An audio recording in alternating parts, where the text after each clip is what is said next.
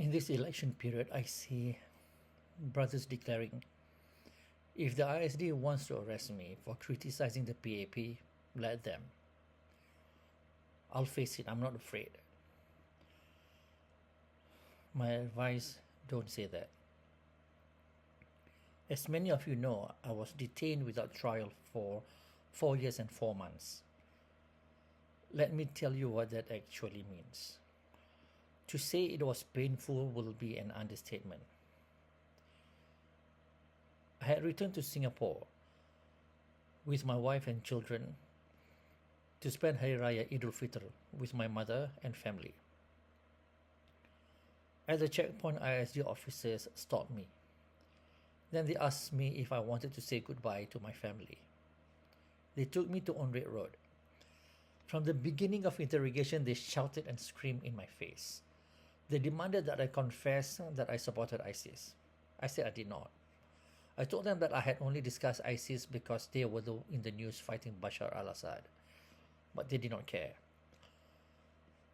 When I refused their accusations, they arrested me.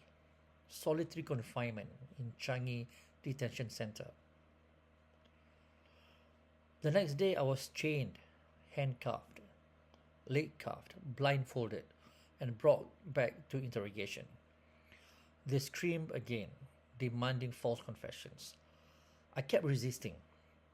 I was fasting that day, and after hours and hours of interrogation, we finally broke for iftar. They resumed again that night. Then someone new entered. They said that he was their boss. I learned later that his name was Chang. He reminded me that the public will believe them, not me. He looked at me and said, "We don't care what you think. You tell us what we think." He wanted me to just say what they wanted me to say. Then he asked me, "Your 3 oldest children, who do you love the most?" I said all of them. I panicked when he talked about my children. Then he shouted, "Who the most?" I repeated all of them. Then he screamed, "We will arrest your 3 oldest children. You will see them here in handcuffs. They will wear the same shirt you wear until the red is faded. We don't care what you think. You tell us what we think." And he kept on going and going, but I had lost it. I was chained to the chair. In my mind, I saw my children in prison. I felt sick. I saw them in handcuffs. I felt like I was about to vomit. And the next thing that I knew, I had fainted. The next day, the officer, Inspector Ong Yap Shin, reminded me of the threat that I either sign or they will arrest my children. That his boss was not kidding. So I signed. I signed so many false confessions. They told me I could submit the truth later in my mitigation. That was a lie. The speaker even made grammar mistakes in the statements that he typed and told me to correct them, but just the grammar, not the content. So they could say that I had approved the statement.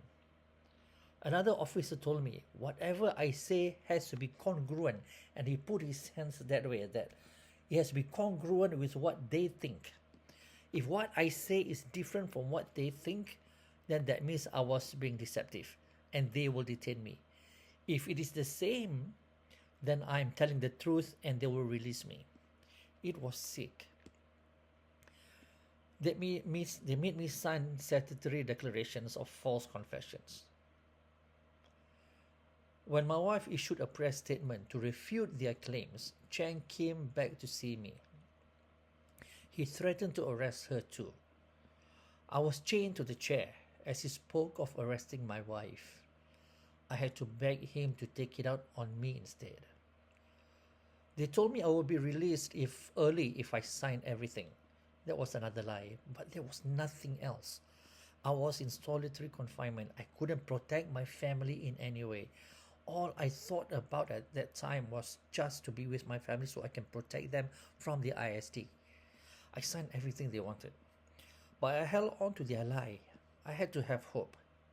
Every morning I woke up thinking today is the day I will be released. I told myself that they will be fair, that they know all the accusations were false.